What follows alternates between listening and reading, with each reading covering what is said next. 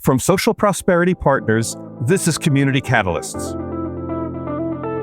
My daughter sold Girl Scout cookies about 3 years ago. I had, 300 different comments on my Facebook post. Reagan selling Girl Scout cookies, we'll deliver, we'll drop off. About 2 weeks later, we were in a spike in Broome County of overdoses. We were losing community members. And I have over 2,000 friends on Facebook, and a lot of them are local, born and raised in this community. I think my post was shared 3 times about people dying in our community. Welcome to Community Catalysts. I'm your host, Matt Lehrman. Local leadership shows up in many forms on councils, school boards, commissions, and in community organizations. Here, we share the hard-earned, real-world lessons of those who step up to serve. Strong communities don't just happen. They're shaped by the people who get involved, whether it's through municipal service or civic action. Local leadership is what keeps communities moving forward. If you care about making a difference close to home, you're in the right place. My guest today is Marissa Knapp, Director of Overdose Prevention in Broome County, New York. Broome County, like so many places, has been deeply impacted by the opioid epidemic. Marissa leads a coalition of more than 100 stakeholders across every sector of the community. That means navigating stigma, strong opinions, and hard conversations while holding a shared mission to save lives. I've been eager to talk with her about how she builds trust, stays grounded, and leads through complexity in the field of public health. Marissa Knapp, welcome to Community Catalysts. Thank you so much for having me. I'm very happy to be here. Thrilled to have you. You have to just remind me and remind everyone, I'm from New York, originally from Long Island. Broome County, from my perspective, is upstate, but then again, everything north of New York City is upstate. Where exactly is Broome County? So Broome County, whenever you tell someone you're from New York, they instantly think the city. But we are a community that's about 3 hours from the city. When you look at a New York map, if you go up from downstate where it starts to curve over, we are right on the border of Pennsylvania. We are an hour south of Syracuse, and where we are geographically located, we're close to Boston, we're close to Philadelphia, we're close to the Canada border. So that kind of will play into what we see in our community from substance use and trafficking. So let's talk about Broome County a bit. It's urban, it's suburban, it's rural. Each of those kinds of geographies have their own challenges and strengths. What's important for people to understand about the nature of your community and how that shapes your approach to overdose prevention? We are a community of about 200,000, which seems very large at times, but also very small. So we have approximately 4 to 5 what we would consider like more suburban, urban settings where there are the larger city populations, where people live, where our main streets are. We have a state university, 4-year university, and then we also have a 2-year community college here as well. And then we are very rural also in Broome County. So in that 200,000, we have communities that literally have a 2-lane road where the only thing in that community that people are coming to and aren't going to be isolated from is a school district. So we have that unique challenge of both representing people who are struggling with substance use disorders that are isolated, but that are also in the community, close to our social services, close to other helping organizations. And that can definitely be challenging, but also interesting at times. So your title is Director of Overdose Prevention. What exactly is the work of overdose prevention? So in 2018, we are run by a county legislature and executive. When our current county executive, Jason Garner, was elected in 2018, he really wanted to dedicate a position in public health to at that time, what we said, the opioid crisis. That's what we called it then.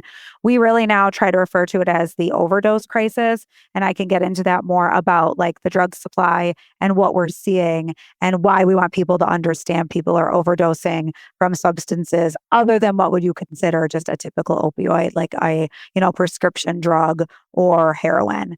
So in public health, we really like to say it's where you work, it's where you play, it's where you pray. And so I didn't know that before coming into public health, and now doing the work in public health, whether it's what you eat at a restaurant, for going out with your family. It's from the beginning of your life with our Women, Infant, and Children's WIC program to the parks that you go to that might have a swimming pool that's inspected by our environmental health program, to our chronic disease program that is looking at your life and what you can do to extend your life and live a healthy lifestyle. And public health, we really look at making policy, systems, and environmental changes. So it's not the meeting with someone one-on-one to help them address their substance use disorder. It's really making changes in the community, bringing partners together, whether it be, public safety like law enforcement, fire, EMS, to our elected officials, to our grassroots organizations, our treatment providers. I always explain it as we in public health are like a tree and we are the trunk. And then there's all of these branches, right? Like there is our schools, our public schools, our universities. There is our government agencies like our Office for Aging, our Department of Social Services, our church and faith-based communities. Everyone really comes together. And I convene this group of wonderful humans. Some are people who have lost a loved one to a substance use disorder. Some our law enforcement whose job is to keep our community safe. And we bring everyone together because substance use, it doesn't matter where you live, it doesn't matter how old you are, how much money is in your bank account, the color of your skin, your sexual orientation. Substance use disorders do not discriminate. So it's really a huge part of public health. So that is when my position and then our overdose prevention program was created here in Broome County. Explain the crisis part of it. What's the impact? How significant of a problem is this in your community? How should we understand the nature of crisis different from just saying it's a problem? So in 2016, so again, we're a community of about 200,000. These are numbers that were reported by law enforcement. And I think it's important to understand there's people, we'll never truly know the actual number of people that either have died of an overdose or, identify as having a substance use disorder, because a lot of it might be self-reported, or someone may may have overdosed or had an accident that was associated to drug use, but then ended up in the hospital for what we would call a substance use related death. So, and just kind of keep that into perspective, in 2016, we had 76 people in Broome County that died of an overdose. So that was 2016. And by 2018, after, my first year of, really targeting this as an intervention here in our county, that number reduced to 32. Well, then we were doing really great and doing the work with all of our partners, all working together collaboratively. And sadly, in 2022, coming off the pandemic, we had a total of 80 suspected fatal overdoses in our county. So since 2022, a lot of things have happened in the field. Yes, we are absolutely doing good work, but around that time is when people really started hearing about fentanyl being in the drug supply. And what we believe now in 2025, we have seen a reduction. I don't have that number right now, but I could certainly look it up off the top of my head. What we feel is happening is that people are still using substances, but our drug supply is getting more stable, meaning that, there was an introduction of fentanyl being put in the illicit drug supply. And now people are developing a tolerance. We've done a lot of harm reduction in our community. And I can really go into harm reduction because that's one of, the big interventions we work on. But we have resources that we've created. So Narcan or naloxone, that's used interchangeably like Kleenex and tissues, is the medication that's used to reverse an overdose. Here in Broome County, we have naloxone available if you were to ride our public transportation. It's on the buses. And it's not just on the buses to be able to reverse an overdose on site. We have something called a nalox box, where it's a big cabinet. It's actually, some of them are old newspaper stands that have been refurbished. And there is just a large amount of naloxone kits right in these boxes. So yes, you can certainly reverse an overdose on the bus, but the goal is that we saturate the community with Narcan, so it just normalizes it. So people can say, you know what, my grandma is prescribed an opioid and, she could possibly take too much. I don't know if you've ever had surgery, but my husband recently had shoulder surgery and was prescribed an opioid. And I had to write down the times he was getting his medication because sometimes, overdoses happen to people who don't have a substance use disorder and are dependent on the drug. Marissa, it didn't occur to me the Narcan treatment would enable someone who is experiencing an overdose to get the treatment and then walk away and go home and be okay. They wouldn't have to go to an emergency room? Yeah. So, we always say, a lot of people can look at Narcan and say that it's enabling someone who uses drugs. And we say the only thing Narcan does is it enables breathing. So, when you have too much of an opioid in your system, what happens is you have receptors in your brain. And again, I didn't know any of this. I knew that people could overdose and I didn't really understand. I always say, I never thought I would need science in my life. And I talk way too much about science and, the way our bodies work and analogs of certain drugs. So I laugh because I liked chemistry so much I took it twice, meaning I failed it the first time. But here I am every day. I almost talk about it. But the way that it works is when an opioid, enters your system, it hits the receptors in your brain that tells your brain to breathe, right? We're breathing right now and we're not thinking about it, just like blinking. It's involuntary. Your body just knows to do it. Our bodies are wild. So when someone has too much of an opioid enter their system, those receptors, the opioid says, okay, stop your breathing. So you almost suffocate. That's what happens. That's why someone overdoses. It totally shuts down your respiratory system. So when someone receives a dose of Narcan, it truly is it almost looks like Flonase, if you're familiar with what that is. It's a little, literally it's peel, place, and press. And it just is a quick dose of a medication that goes up your nostril and you wait about 2 to 3 minutes. We always encourage rescue breaths because that person has been deprived oxygen. So if someone's comfortable giving full CPR, do it. But you kind of have to wait a minute, right? If you're ever in an emergency situation, 1 minute feels like 10 minutes. So you want to wait 2 to 3 minutes, set your phone, tell Alexa, hey, set a timer for 2 minutes. And what happens is when it hits your brain, it hits those receptors and it completely takes the opioid off. It's almost like unlocking something. So what happens is it just says, okay, you can start breathing. So once someone starts breathing, of course, someone might wake up and, we always say to tell them you were just given Narcan. You just experienced a medical emergency and, you always want someone to seek medical help, but someone can, truly get up and walk away. And a lot of that has to do with, we in New York State have the Good Samaritan law, which I think almost every state has it, that if you are ever on the scene of an overdose, we really encourage you to call 911. But we also know that there's a lot of stigma with substance use. There's some people that have a warrant. There's some people that might have drugs on them. The Good Samaritan law protects you, but not everyone is always comfortable calling 911. And some people, might be with a group of individuals. We call them PWOD, persons who use drugs.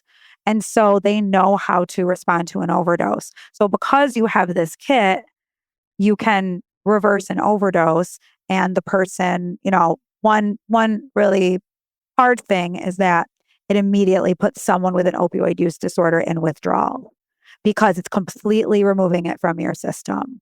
So, Narcan does not treat someone for a substance use disorder. The only thing it does is it allows them to breathe again. And we always say, how could someone ever recover if they're dead? How could someone ever live another day to be able to maybe make a decision that they maybe do want to address their substance use? So that's what Narcan does. Marissa, let's shift from the technical sides of overdose prevention to the public health aspects of it. Okay. If public health is not just about doctors and other civic officials trying to protect the air, the water, the bacteria growth in restaurants or things like that, you're saying public health is very much about people's willingness to recognize that there are people in their community who are at risk and that they personally can step up in a crisis moment and do something about it, to administer Narcan, to be trained in how to do that. And I'm just wondering, is there a shift in an understanding of the nature of public health that is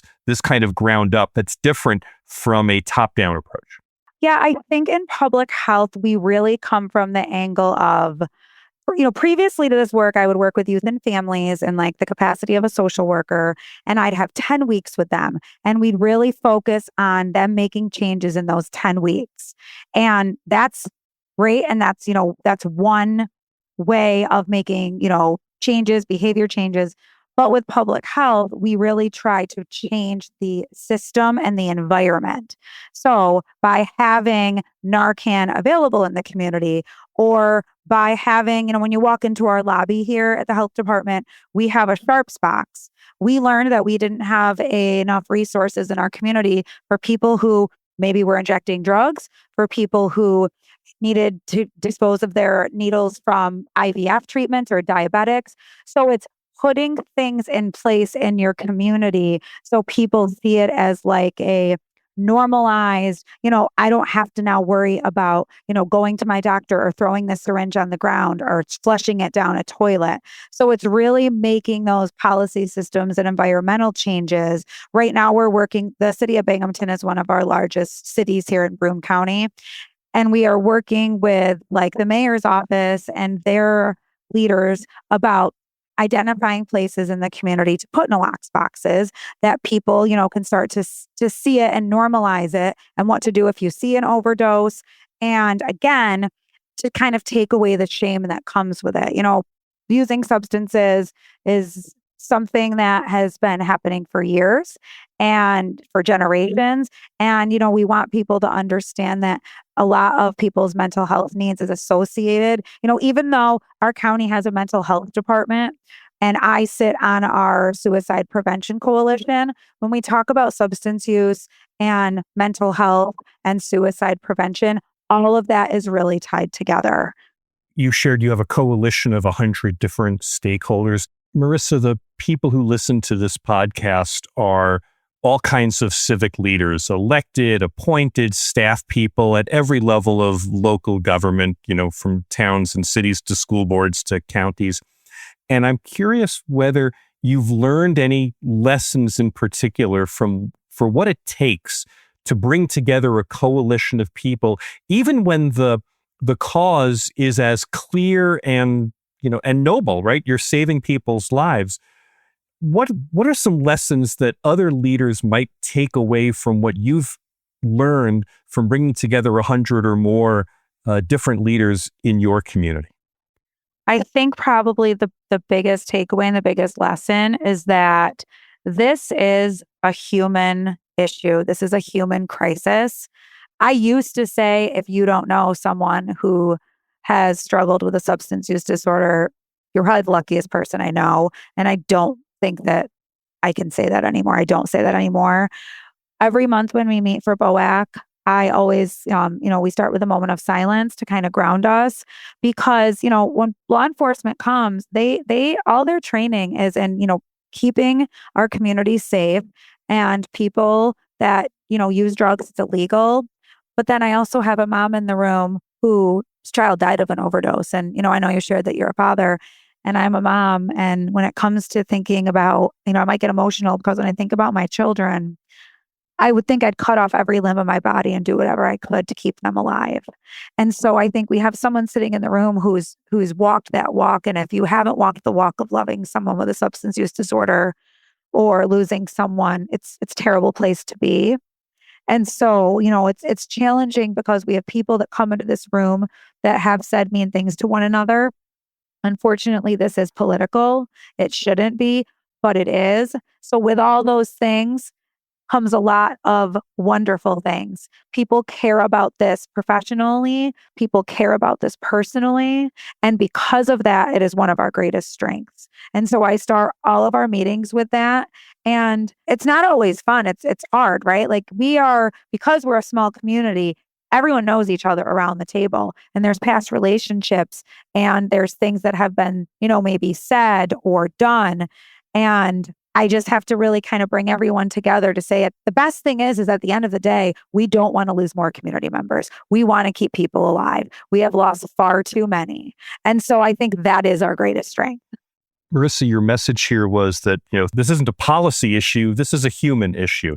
And you just said that you start every meeting by saying that. What exactly do you say at the start of a meeting to get everyone focused on that goal? I really just, remind first, I always ask for, just take a moment of silence, that we want everyone in this room to just take a minute to, anyone that is struggling, anyone that we've lost, anyone who is in this room that is struggling, because absolutely that is real. And so I ask everyone to take a minute and then just remind everyone that we want everyone to feel respected and to feel heard. And we don't want anyone to leave this meeting feeling attacked or feeling threatened, and that we all come here with different goals. But our number one goal is to keep people alive in our community, because we cannot help somebody, on that path to recovery, on that path to making a better decision, on that path to not harming themselves or not harming someone else. We've had tragic things in our community where someone under the influence was, driving a vehicle and killed, a young person or killed a family. And so there's a lot of feelings. And I just remind everyone that because of that, that is our greatest strength. So while we're here for the 2 hours we're here, just respect one another. And if, you need to hang out after, that's why the pandemic was hard. It's hard. One of my favorite things about our meetings is when everyone either is done with the meeting or before they get there, because that's when I feel like the magic happens, right? That's when someone says hey, Mayor so-and-so, I saw you on the news last week, you're looking for this resource. We do that. Can we connect? Can we help you? Part of every meeting, we also have a presentation. So we have someone that's presenting on the work that they do and, giving more information out there to how someone can be connected to their resources. And that room is so rich. You have so many people with so many expertise in the room that is an expert in whatever they know. Marissa, I have to ask you about something. As we were preparing for today, I had asked you to share what might be one or two key lessons from an experience you had that were important to your leadership journey. I want to quote the sentence that you wrote to me as we were preparing for this. And I want to ask if you could explain it. Maybe if you can, tell the story about it. You wrote, "Any press is good press. Even if people are negatively viewing your topic or subject matter, it means that people care, and that has to count for something." Yes. Okay. Tell me your embrace of any press is good press. This is actually a perfect example. I right now have a PSA out on all of our local media. Again, for 200,000, I literally cannot leave my house without someone asking me. So I go to Panera every day. I get myself a Diet Pepsi. It's my vice. I love it. I'm not joking you. About a month ago, the young man at the window said to me, "Can I ask you a question?" And I was like, "Yeah, hi, what's up?" Same kid I see every day. "Are you on TV?" And I was like, "Miguel," I know his name. "Miguel, I am." And he's like, "I knew it." You starred in the PSA. You're actually there? It's me, yes, because we've learned having someone that's local in the community. Yes, it's me. And I certainly can share it with you. If you share it with me, I will put a link to it in the podcast show notes so now everyone can watch it. I'd love that. And so, this is a true story. He says, "I knew it." And so I don't end the conversation there. He said, "My brother didn't believe me." I said, "Do you know what I'm on TV for? Do you know what you see?" And he's like, yeah, that drug people, you can help people with drugs. And I'm like, "Yeah." I said, "I have Narcan in my car. If you want a kit, I'm happy to train you. Do you want, so I always take it another step further." So that's one example. My daughter right now can't go anywhere. She's 17. Every time we go somewhere, we're at the grocery store, a stranger says, "Hey, I know you from TV. I've seen your commercial," or, "Great message." With that, I also get some bad press. So I always read when there is an interview on our media, we announce our overdose numbers quarterly. And I personally like to read what people are saying, even if it's the meanest thing about me. I've got thick skin. If people are taking the time to read about it, they obviously care. right? Like whether they're saying you're enablers, let them die. I mean, we've had terrible things. I was at a training last year. I was in the fall, a festival that we were at a local bar, training in Narcan, giving people kits, giving any information, there to answer questions.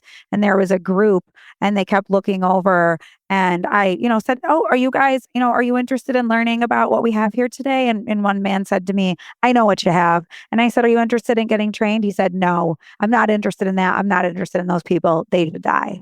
And so, I mean, that's just the reality, unfortunately, of some people's attitudes. But I also understand that this is very personal, right? Like substances have destroyed families. They've destroyed people's financials. It is like, it's not a badge of honor anyone wears walking around like, I lost a loved one to a substance use disorder or drugs ripped my family apart and I have a brother I don't speak to anymore. So I always try to think of it like that. So whether it's people in a room that are trying to change our policy systems and environment, or if it's someone, I don't know that guy's story, but I think there's a reason he probably feels that way. So the way I look at it as that day he said that to me, but I think that day we also trained 30 people in 2 hours. So I think any time that anyone is talking about this, I just want to tell the story really quick, and I hope you include this in this podcast. My daughter sold Girl Scout cookies about 3 years ago. I had, I think, 300 different comments on my Facebook post. Reagan selling Girl Scout cookies, we'll deliver, we'll drop off.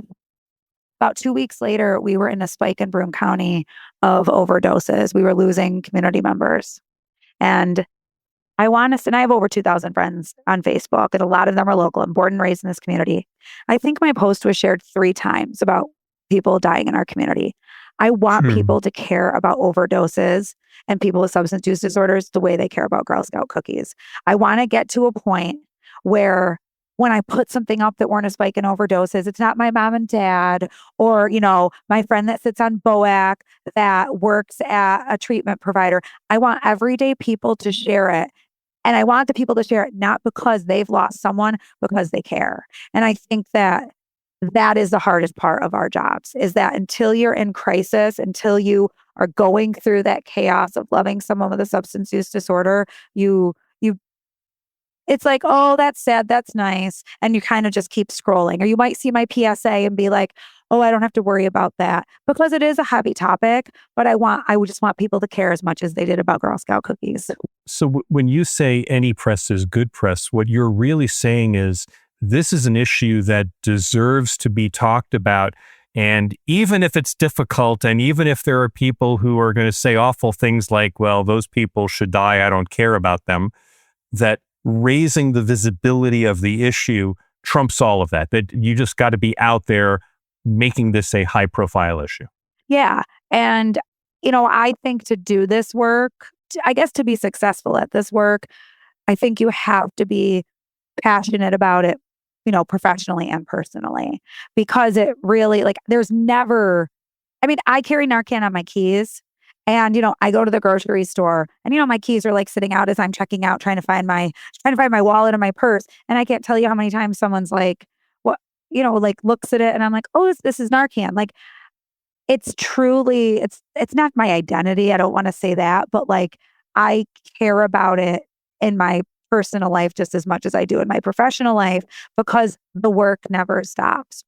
Marissa, the work that you're doing can be really heavy. And I imagine that not just for you, but for other people who are involved in this work, there's a combination of personal loss. There is scarce resources common in local government. There's political division. There's all kinds of societal issues and policy issues that are being made. I want to ask you a personal question in this regard. What have you learned for yourself that keeps you grounded, keeps you centered, keeps you focused on this, even when times are tough? For me personally, I have an amazing support system and I'm very comfortable talking about my work. So I told you how I was collecting blankets. I'll tell you what my next thing's going to be. It's very hard. There's a lot of days that I leave this building and I think, am I really making a difference? Like, we are still losing people. We lose about 300 people a day in our country to overdose. If there was an airplane crash that we lost 300 Americans in an airplane crash, that's about, the size of a decent size, domestic airplane in our country. It would be a story that has been on the news. I just try to put it into perspective for people. 300 people a day. Those are people's mothers, fathers. And when you work in policy work, like I do not do the hard, I just want it to be known. We do not do here the hard boots on the ground. I am not going out every day and looking in the eyes of people that are struggling. I'm not going to scenes that are, law enforcement and coroners are going to and have to stand, with a family member to identify their child that died of an overdose. I don't do any of that. So it's hard though. We do the policy work, right? Like we're trying to change and make these changes in our community so that hopefully we are seeing less people. And that is very hard, right? Like sometimes I don't have a feel good story. It's like, wow, I just saw our numbers and we've lost someone else. Like, what could we have done different? And so doing small things like, collecting blankets for people. Now it's going to be can openers. We have a challenge here at work where oftentimes I hate when I have to pull out my can opener at home because I have one of those fancy ones. It's supposed to be a nice smooth edge so I won't cut myself. Half the time I have to ask for help with it. Well, a lot of times, people that are relying on food pantries are living in a hotel, maybe they're living in a car, they are living in a shelter, and a can opener, as silly as it is, could really be the difference between someone eating or not eating. So that has been brought to our attention through another food insecurity program here at the health department. So we have a can opener competition. And I told my staff, one, I'm very competitive and I like a contest. I'm going to collect can openers on my porch because I can't tell you how, and maybe it's like self-serving, but I'll put a post out there and I have an amazing village and this community we live in is amazing. I would come home every single day and my porch was filled with blankets. And I know if I asked for can openers, and it's silly, right? Like, but that blanket might have got someone through a night and they were able to live another day to maybe then want help or maybe make a decision that, gets them a little bit closer to getting help. So as silly as that is, doing things like that, it reminds me of how much good there is in this community and how much good there is in the world. And I know it's silly, can openers. So I told everyone, you're going to see posts for me about can openers and you're probably going to be like, what the heck? But I think that I really believe that people are innately good and I think people want to help. So I think no matter how small it is, like if we often do things to, around the holidays, we have Toys for Tots. I don't know if that's a national fundraiser thing, but everyone brings toys in and everyone feels good about it. I think that so for me, doing something that also helps other people feel good, I think it's like, wow. And then maybe the next time they're driving, in their community and they see someone, they might think a little differently. Like, you know what? I helped with a can opener. Maybe I don't agree with the decision they make because some people think, it's a decision to continue to use drugs and we believe it's a disease. I just help to think that it just kind of makes it a little bit more personal to them and it makes it more of a human issue. So I really think that that's probably what I do. And I have a great village. I have a great support system. It is every part of my life, like the work that I do. The question that I asked you was, what keeps you grounded? And the answer, I'm just going to summarize here. You tell me if I got this right, is that you take comfort and solace and you regenerate by keeping the focus on forward movement, by doing what you can in the moment. And I have a visual metaphor for that because I think about like a big ship in a storm, right? The ship has to keep moving, right? It doesn't stop. It doesn't drop anchor. It keeps moving because it's the forward momentum that's important to providing its stability in the midst of a storm. I think that's what you just said. Yeah, I would agree with that. I mean, don't get me wrong. I watch bad TV and, and do those things and spend time with my family. But I think that I have to know, like I said, it's hard. And especially now, funding is getting cut for certain things. And, it's a different world we're living in right now than when we are funded. I don't think I shared this. We are funded for our programs here through opioid settlement funds, which is money that has come from the pharmaceutical industry, kind of getting us to what we called the opioid epidemic and, what they now are, so we are funded with funds from that. And then we also are an awardee of a CDC Overdose Data to Action grant for local communities. We're one of 40 communities across the country. And I believe we are the smallest local community. And then we're talking about Philadelphia, Chicago, LA, New York City, and then we have little old Broome County. So we are funded by those two funding sources, and we are finishing year 2 of our 5-year CDC grant. When I wrote this grant and thought about the work that we wanted to do, the good thing is that because of these funds, we were able to grow our program. When I started this in 2018, I was just one person. Only half of my job was doing this. Now we have a team up to 6 people. There's only 4 of us right now. But I think that, it has been hard right now. I deal with stigma every day sometimes with people about, who are you going to give those blankets to? Who are those going to? And sometimes, depending on the audience, sometimes I tell someone they're for the unhoused and homeless, but where I bring them to is really for people who are struggling with their substance use and maybe still using drugs every day. And not everyone is really able to find value in those people's lives. So I think that people don't want to help and want to be good. So, knowing that maybe collecting can openers, well, no one wants a kid to go hungry, or no one wants. So I think I'll have good luck with the can openers. But sometimes too, it's even the stigma of who we give. I've always looked at, before I did this work, if there was somebody on the street that was maybe asking for money, I would think, well, I don't want them to go buy cigarettes, or I don't want them to buy drugs or whatever. It's really not my business. When I get home today, I'm probably going to have a lot of Amazon packages on my porch. No one questions what I spend my money on. And I think that that's the angle that we really try to use that lens of these are human beings. And I think that is just, it's hard work. These are humans that are struggling. That's regardless, that is someone's child. And I think that I'm always trying to look at it like that. Marissa Knapp, I think you've given a lot of people a lot of really important things to think about. Thank you so much for your time and your generosity and your insights and sharing all this with us. I'm really grateful for the opportunity to speak with you. Thank you so much. Thanks again to my guest, Marissa Knapp, Director of Overdose Prevention in Broome County, New York.